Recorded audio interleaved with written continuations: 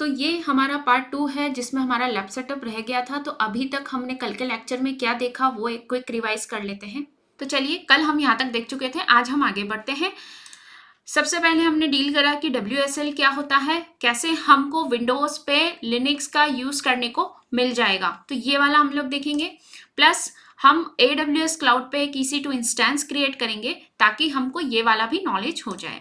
Next है कि हमने देखा कि कौन सा लोकल सर्वर होता है और कौन सा क्लाउड सर्वर होगा। तो जो आपके सिस्टम पे बनेगा उसको हम बोलेंगे, जो आप लोकली एक्सेस कर रहे हैं, हमेशा ये टर्मिनोलॉजीज याद रखना, उसको हम बोलेंगे लोकल सर्वर। और जो चीज हम इंटरनेट के थ्रू एक्सेस कर रहे हैं या जो दूर का सर्वर है, हमने किसी से वहां से बनाया है, क्लाउड से लिया है, तो हम उसको बोलेंगे रिमोट सर्वर।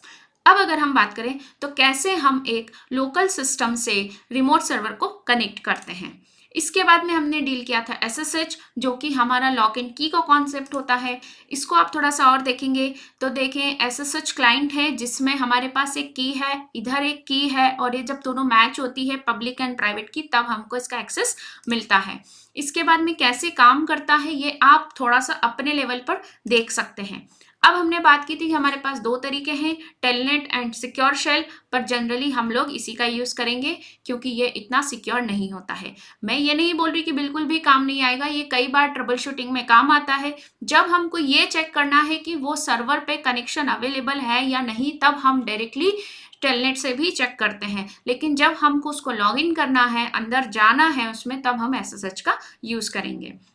अब ये सब चीजें कहाँ काम आएगी, तो देखिए जब ये इतनी बड़ी बड़ी जो पाइपलाइंस बनती हैं, आप देखिए यहाँ पर जैसे हम लोग बैठे हुए हैं, ये अपनी टीम्स है, डेवलपर्स टीम है, ये सिस्टम एडमिन्स की टीम है, ये QA की टीम है, ये सबके पास अपने अपने लैपटॉप्स हैं। लेकिन ये लैपटॉप से कहाँ कनेक्ट कर रहे हैं, ये लोग इस डिफरेंट डिफरेंट सर्वर्स को ही तो कनेक्ट कर रहे हैं। जैसे कि हमने बात की थी कि हर एक टीम का अपना एक एनवायरनमेंट होगा और वो एनवायरनमेंट डिपेंड करेगा कि आपने उसको कहाँ पर सेटअप किया हुआ है। तो अगर आपने उनको लोकल सर्वर का एक्सेस दिया है तो वो यहाँ पर ही करेंगे, लेकिन अगर आपने उनको किसी क्लाउड से सर्वर लाकर एक्सेस दिया है तो वो यहाँ से उस क्लाउड के सर्वर को एक्सेस करेंगे। सबसे पहले हम कंपेटिबिलिटी चेक कर लेंगे। जैसा हमने पहले लेक्चर में डिस्कस किया था कि हमारे विंडोज में ही एक फीचर हमको इनेबल करना है जिसका नाम है WSL।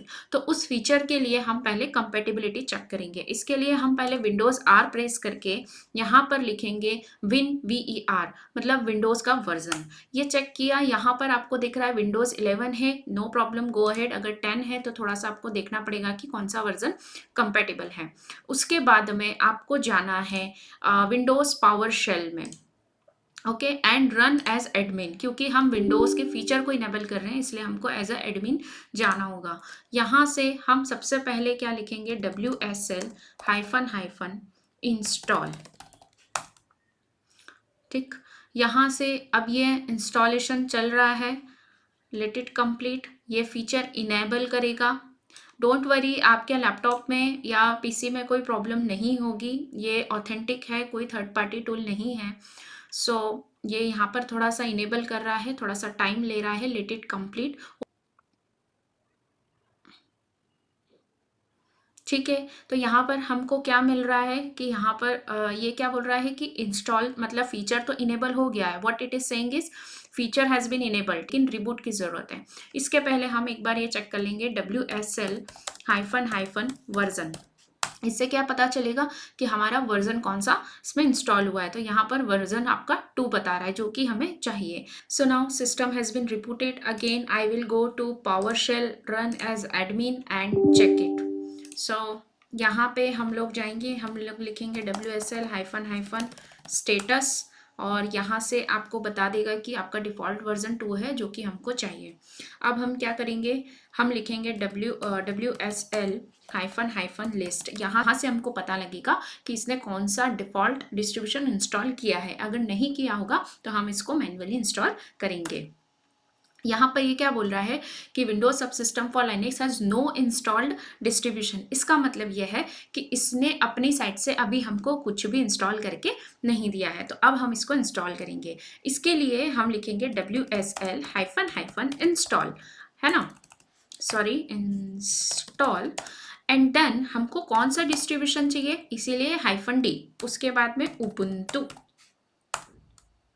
क्या हो रहा है, यहाँ पर हमारा उबुंटू इंस्टॉल हो रहा है। So we need to wait. ये हो रहा है तब तक मैं बता दूं कि अगर आपने मेरे प्रीवियस लेक्चर्स नहीं देखे हैं और आप चैनल पर नए हैं या फिर अभी रिसेंटली ज्वाइन किया है, तो अगर आपने सीरीज़ 1 एंड सीरीज़ 2 मिस कर दी हो तो आई विल रिकमेंड यू कि वो भी आप जाकर देखिए, आपका बहुत ज़्यादा फायदा होगा। और अगर आपको कंटेंट पसंद आ रहा है तो please like, share and subscribe.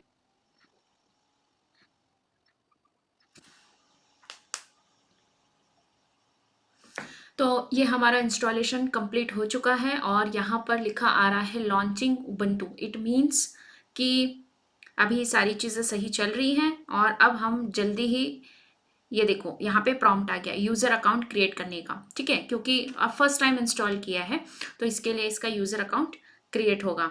तो कुछ भी आप यूज़र नेम दे सकते हैं, यहाँ पर मैं दे देती हूँ यूज़र का नाम user1। ओके, कुछ भी दे सकते हैं, फिलहाल अब मैंने user1 दे दिया है। पासवर्ड पूछेगा, पासवर्ड में आपको यहाँ पे लेटर्स नहीं दिखेंगे, सो आई विल जस्ट टाइप जो भी पासवर्ड मैंने सेट किया है वो मैंने दे दिया। फिर से मैं इसको रीटाइप करूँगी और ये हो गया। तो मतलब मेरे उबुंटू में एक user name and password create हो गया, एक यूज़र का अकाउंट क्रिएट हो गया। ये हमको इसलिए ज़रूरी है क्योंकि हम जब बेसिक कमांड्स की प्रैक्टिस करेंगे तो हम इसी सर्वर पे करने वाले हैं। आप यहाँ पर देख सकते हैं ये जो है ये यहाँ पे क्रिएट हो चुका है अब। सो ये तो हो गया हमारा फर्स्ट वाला तरीका जिसमें हमने WSL से एक लोकल उबुंटू सर्वर अपने सिस्टम में बनाया है। ये भी हमें हेल्प करेगा कमांड्स को प्रैक्टिस करने के लिए। और दूसरा तरीका हमने देखा था कि हम AWS या किसी भी क्लाउड से एक सर्वर लेंगे। चूँकि मेरा अकाउंट AWS पे है एंड आई होप कि आप एक AWS पे अकाउंट क्रिएट कर पाएंगे। उसके बाद में हम लोग आगे बढ़ते हैं।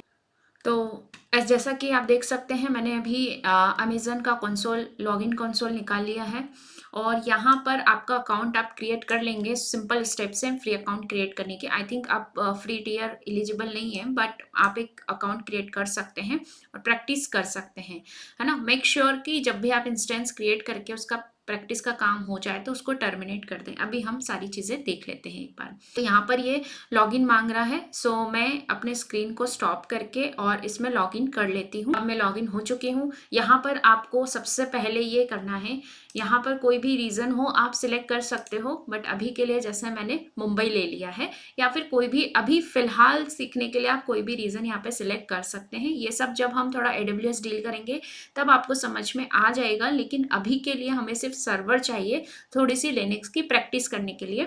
तो इन सब चीज़ों पे इतना ध्यान ना देते हुए आप सिर्फ यहाँ पर जाकर यहाँ पर आप सर्च करिए EC2 और EC2 पे क्लिक करेंगे। यहाँ पे आपको ऐसा कुछ दिखेगा। आप ध्यान रखिएगा इसमें थोड़ा सा चार्ज कटता है, चार्जेबल है, तो इफ़ पॉसिबल आप इसको थोड़ा सा ध्यान से ही करना, ठीक है। इसके बाद में आपको कुछ ऐसा प्रॉम्प्ट दिखेगा, यहाँ से आप क्लिक करिए लॉन्च इंस्टेंस पे। जैसे ही आप बोलेंगे कि मुझे एक लॉन्च करना है एक इंस्टेंस, है ना, तो यहाँ पर वो नाम मांगेगा। मैंने ऐसा ही दे दिया कुछ कि प्रैक्टिस, ठीक है, प्रैक्टिस सर्वर, ओके, इसका नाम दे दिया है।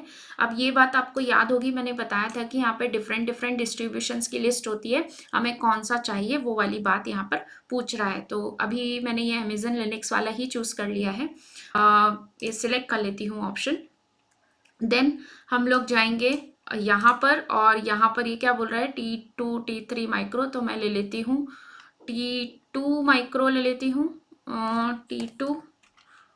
T2 micro, okay. यहाँ से मैंने बताया था आपको कि ये डिपेंड करता है। और यहाँ से अब आपको याद होगा कि हमने बोला था कि ये की पे डील करता है, तो एक होगी हमारी प्राइवेट की और एक होगी पब्लिक की। तो जो पब्लिक की होगी वो सर्वर के पास होगी, तो जब ये सर्वर देगा मतलब उसके पास एक की है, लेकिन हमारे पास एक अपनी की होनी चाहिए जिसकी हेल्प से हम उसको कनेक्ट करेंगे। आपने अगर पिछला लेक्चर देखा होगा तो आपको क्लियर हो जाएगा। तो यहाँ से मैं अपना एक की पेयर क्रिएट करूँगी। तो यहाँ से मैंने नाम दे दिया प्रैक्टिस की, ठीक है, नाम कुछ भी आप दे सकते हैं। ये पैम एक्सटेंशन में है, क्रिएट कर लिया मैंने और इसको अपने यहाँ पे डाउनलोड होने दिया, ठीक है। अब ये सेव हो गया है। इसके बाद में आपको यहाँ पे कुछ भी ध्यान नहीं देना है। ये जो है अलाउ एसेस भी हमने कल डील किया था, तो यहाँ पर आपको ध्यान रखना है। और उसके बाद में ये जो है सब कुछ ऐसे ही छोड़ने के बाद में लॉन्च इंस्टेंस आपको कर देना है। तो यहाँ से हमारे पास एक इंस्टेंस क्रिएट हो जाएगा। पर जैसा मैंने कल बताया था कि ये तो हुआ है हमारे क्लाउड पे। अब जब आप इंस्टेंसेस में जाएंगे तो देखो ये यहाँ पर एक सर्वर बन के रेडी है, यहाँ पे इनिशियलाइज हो रहा है ये, बट आप देख सकते हैं कि ये सर्वर बनकर रेडी है ना, रनिंग है, बट अभी थोड़ा सा कुछ चेक्स हैं जो थोड़ा सा टाइम ले रहे हैं, ठीक है।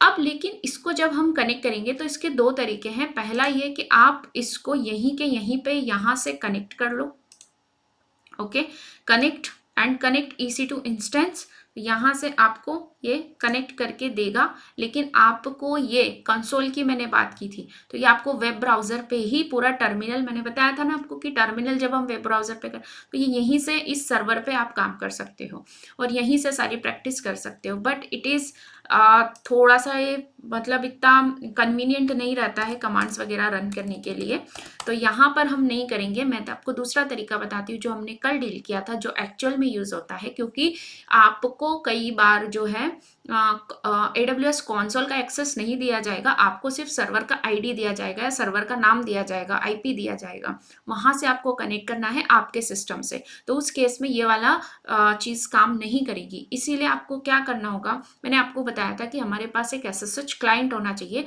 जिसमें हम इस सर्वर की डिटेल देंगे। तो उस क्लाइंट का नाम वैसे पुटी है, लेकिन पुटी में क्या होता है कि जो अभी हमने पेम फाइल या की फाइल जो हमने डाउनलोड की है वो वाला उसका जो एक्सटेंशन है वो सपोर्ट नहीं करता है, तो वो एक एक्स्ट्रा स्टेप है कि आपको की को पहले थोड़ा सा कन्वर्ट करना पड़ेगा। इसीलिए मैं दूसरा आपको ऑप्शन दे रही हूँ जो है मोबा एक्सटर्म। मैं इसको ओपन कर देती हूँ, तो इस नाम से मोबा एक्सटर्म आपको दिख पा रहा है, मोबा एक्सटर्म, ठीक है। ये वाला डाउनलोड कर लेना, सिंपल विंडोज़ में जैसा हम सॉफ्टवेयर इंस्टॉल करते हैं वो करना है। उसके बाद में सेशंस में जाएंगे, न्यू सेशन में जाएंगे। अब हमको कौन से प्रोटोकॉल फॉलो करना है, ये वाला है ना, SSH के थ्रू जाएंगे हम, है ना। तो ये SSH अब यहाँ पे क्या बोल रहा है, रिमोट होस्ट की डिटेल। रिमोट क्यों है, रिमोट सर्वर या रिमोट होस्ट सेम बात है। तो ये आपको पता होगा। यहाँ से ये जो है IP, इस सर्वर का IP ये उठाऊंगी और इसको यहाँ पर पेस्ट कर दूंगी। इसको बोलूंगी मैं मेरे विंडोज़ में जो क्लाइंट है, कल आपने लेक्चर देखा होगा तो सारी चीज़ें बहुत अच्छे से क्लियर होंगी। ये IP मैंने दिया, प्लस मैं बोलूंगी कि ये वाली जो है की लेकर जाना। तो ये ध्यान रखना, इसको मैंने चेक किया है एंड देन मैं जाके डाउनलोड में प्रैक्टिस की को यहाँ पे अपलोड कर रही हूँ और ओके कर रही हूँ। अब ये मेरा कनेक्शन वहाँ पे बन गया है। अब जब मैंने AWS से EC2 इंस्टेंस लिया है और Amazon Linux का लिया है, इसीलिए वहाँ पे डिफ़ॉल्ट यूज़र नेम रहेगा EC2 यूज़र, ओके। ये आपको टाइप करना है और ये विदाउट पासवर्ड, चूंकि आपने की दे दिया है इसीलिए आपको लॉगिन कर पाएगा। तो यहाँ पर अभी हमने दो सेटअप किए हैं, एक लोकल और एक रिमोट। रिमोट का एक्सेस करने का तरीका भी मैंने बताया है और ये सारा सेटअप हो चुका है। अब आगे के लेक्चर्स में हम डायरेक्टली, मैं बार बार ये इतना लॉन्च वाला नहीं करूँगी, डायरेक्टली मैं सर्वर्स ओपन करूँगी और हम लोग कमांड्स की प्रैक्टिस कर सकते हैं। तो आई होप कि आप भी साथ साथ में थोड़ी सी प्रैक्टिस करते रहेंगे। मिलती हूँ आपसे अगले लेक्चर में, तब तक के लिए बाय।